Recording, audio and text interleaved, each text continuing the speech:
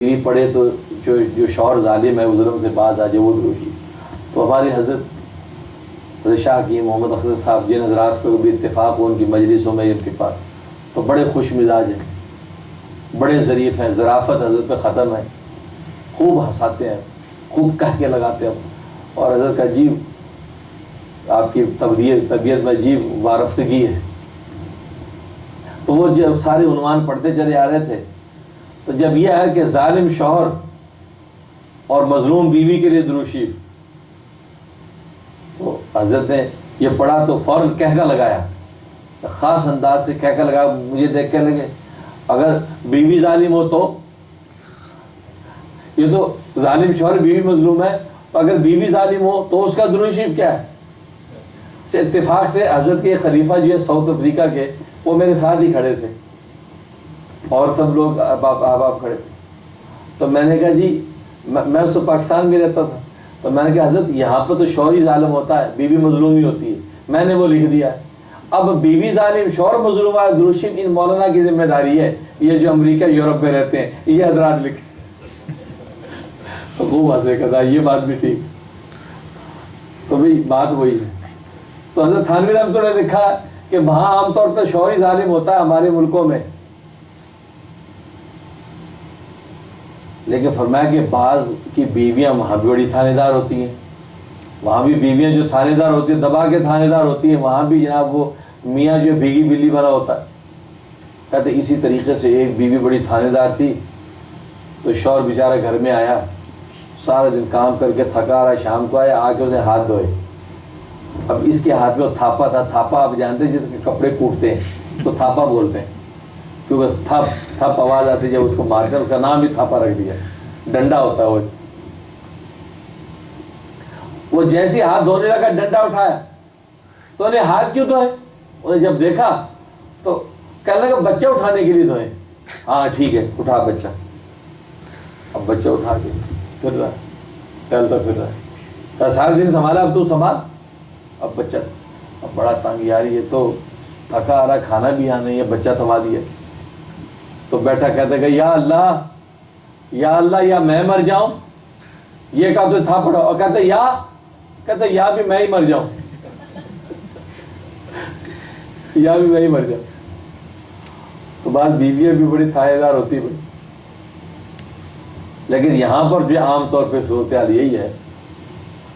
खैर भाई यहाँ कानून बुरा नहीं है, हाँ औरतों को तहफ़्फ़ुज़ात हैं, अच्छी बात है, इसलिए कि जालिम किस्म के जाबिर किस्म के सख्त मिजाज लोगों को मौका ना मिले ज़्यादती करने का।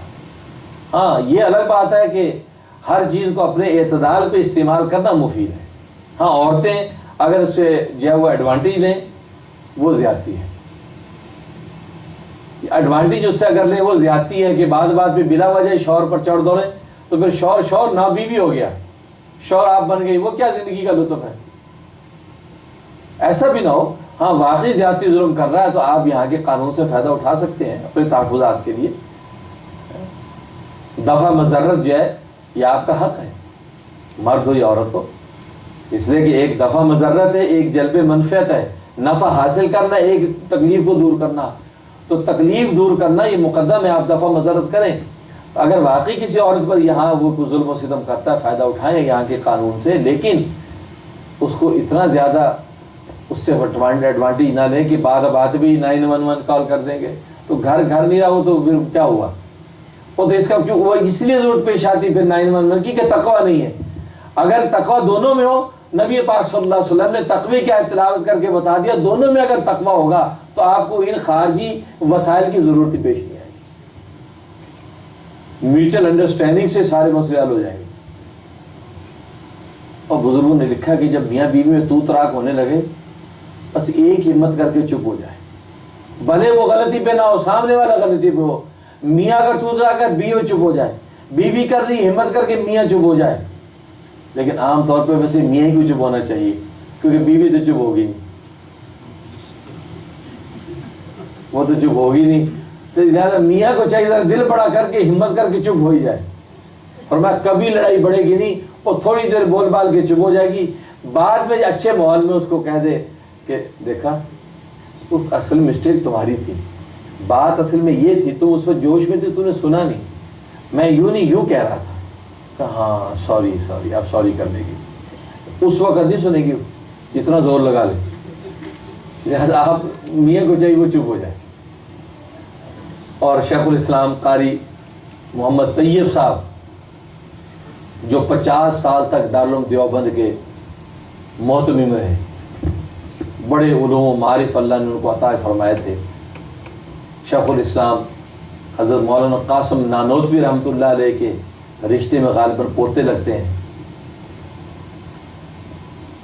تو وہ انہوں نے ایک جگہ اپنے بیان میں فرمایا ہے، ان کے ملفوظات میں لکھا ہے، فرمایا کہ زندگی کے 50 سال کا تجربہ بتاتا ہوں، کیونکہ دیکھو ساس بہو کے جھگڑے کبھی ختم نہیں ہو گئے، یہ تو آپ پلے باندھ لیں، ساس بہو کے جھگڑے زندگی میں کبھی ختم نہیں ہو سکتے۔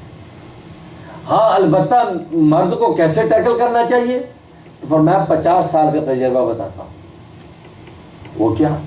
فرمایا کہ اس پہ عمل جس نے کیا ہے، کہا کہ بس وہ اس تعلق کو نبھا گیا ہے۔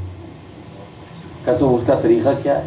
کہا کہ دیکھو میاں جیسے ہی گھر میں آتا ہے، بیٹا گھر میں آتا ہے، فوراً ماں جو ہے وہ بیوی کی شکایتیں شروع کر دیتی ہے، نیچرل بات ہے، وہ سارے دن یہی بات کرتی رہتی ہے، یہ کتنا سوئی، کتنا اٹھی، کتنا ڈائجسٹ پڑھا، کتنا رسالہ پڑھا، کتنا ٹی وی دیکھا ہیں، اور ہنڈیاں بھی جلا دی، آٹا بھی نہیں گوندا، ساری رپورٹ لے کے بیٹھی ہوتی ہے۔ اب بیوی گھر میں، میاں گھر میں آئے گا تو فوراً اماں نے فوراً اس کو رپورٹ دینی ہے۔ اور آج کل تو آنے کا انتظار نہیں، ٹیلی فون کا زمانہ ہے، سیل فون ہر ایک کے پاس ہے، فون ملا دیتی ہے وہیں، آنے سے پہلے بیٹے کو پتہ چل جائے کہ بیگم کیا کیے بیٹھی، کیونکہ اس کی تو ماں ہے لیکن اس کی تو ساس ہے نا۔ حضرت فرماتے ہیں ایسی صورتحال پیدا ہو جائے تو ماں کے سامنے تو بیوی کو ڈانٹ دو، شرم نہیں آتی، تمہیں اماں کو ایسا کہا، تو نے اماں کو تکلیف دی، خبردار ہے ایسی شکایت نہیں آنی چاہیے ورنہ برا ہوگا، جاؤ اپنے کام کرو، چلو آٹا گوندو، ڈانٹ دو اس کو، اور تو اندر کمرے میں جا کے پیر پکڑ لے، بھائی معاف کر دے، تو ہی سچی، اماں کو کون سا بیائی، تیرے پیر پکڑتا ہوں مجھے ماں، تو ٹھیک ہے۔ کہتے 50 سال کا تجربہ بچہ گزرے گا نہیں۔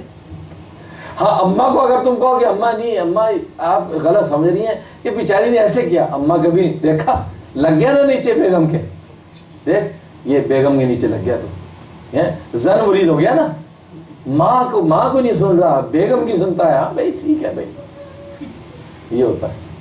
اور پھر ایسے کو بیچارے کو روٹی نہ اماں سے ملتی نہ بیوی سے ملتی ہے، ہاں وہ بیوی کے پاس جاتا ہے تو بیوی کہتی جا اپنی اماں سے لے، زیادہ جو اس کا تابعدار بنا پھر رہا، پیر دباتا، چل اماں سے کھا جا کے، اماں کے پاس جاتا ہے، اماں کہتی وہ جس کو ماں بنا رکھا نا جا اسی سے ماں، کا بیچارہ 2 ماہوں میں سینڈوچ بنا رہتا ہے، اسے اس کی ماں بنائے 2 ماہوں میں سینڈوچ بن گیا، اس لیے بھائی بڑا نازک رشتہ ہے۔ تو حضرت فرماتے ہیں کہ بھائی یہی ایک علاج ہے کہ اماں کے سامنے بوڑھی ماں خوش ہو جائے گی، بیٹا دیکھا کیسا تابعدار، اور بیگم کے پیر پکڑ لو، باز دے گیا، بس آئی گئی کرو، معاف کرو۔ لیکن فرمایا کہ اس طرح تنہائی میں پیر پکڑنے کا موقع اماں سے نہیں آپ کو مل سکتا، بیوی سے تو مل سکتا ہے، پیر پکڑ کے معافی مانگ لو، کہا کہ کبھی جھگڑا نہیں ہوگا، وہ بھی چپ کر کے ماں کے سامنے آپ کی ڈانٹ پڑ سن لے گی، بعد میں خوش رہو، اس لیے کہ بوڑھوں کو کون سمجھائے گا، بہترین علاج۔ تو خیر، تو کہنے کا مقصد یہ کہ یہ ایسا تو، لیکن تقویٰ اگر ہے تو تقوی کی بنیاد پر دونوں ایک دوسرے کے حقوق و فرائض کو سمجھتے ہیں۔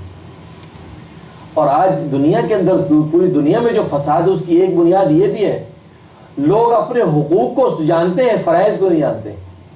یہ پتے کی بات بتا رہا ہوں، آج پوری دنیا میں، سیاسی دنیا ہے، اقتصادی دنیا ہو، معاشرتی دنیا ہو، سماجی دنیا ہو، ان تمام کے اندر جو ہے، اور یہاں تک کہ عباداتی دنیا ہو، آج ہم اپنے حقوق اور رائٹس کو تو جانتے ہیں، اپنے فرائض کو نہیں جانتے، اپنی رسپانسبلٹیز کو نہیں جانتے۔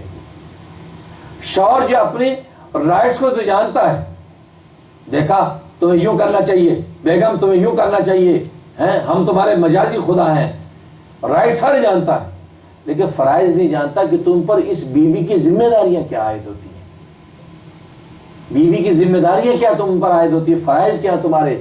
بیوی اپنے رائٹ جانتی ہے لیکن بیوی اپنے فرائض نہیں جانتی، رسپانسبلٹیز نہیں جانتی کہ جو اس پر عائد ہوتے جس کو یہ ادا کرنا چاہیے. اور عجیب بات یہ کہ دنیا میں سب انسان، اگر جو جس شعبے کا بھی انسان ہے، اپنی رسپانسبلٹی اور اپنے فرائض کو پہچان جائے کہ میرے یہ فرائض ہیں اور پوری دین و دیانت کے ساتھ اپنے فرائض ادا کرنے لگیں، تو آٹومیٹکلی آپ سامنے والے کے حقوق ادا ہوں گے. ہوں گے یا نہیں ہوں گے؟ بالکل ہوں.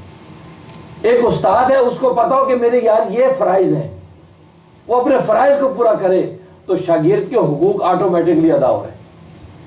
اور شاگرد سوچے یار مجھ پر کیا فرائض عائد ہوتی ہیں، کیا ذمہ داریاں عائد ہوتی ہیں استاد کے حوالے سے، وہ اس کو پورا کرے دین و دیانت کے ساتھ، تو استاد کا حق آٹومیٹکلی ادا ہو رہا ہے. لیکن آج آپ نے دنیا میں دیکھا کہ حقوق کی جنگ ہے، ہر جگہ حقوق کی جنگ ہے، رائٹس کی جنگ ہے.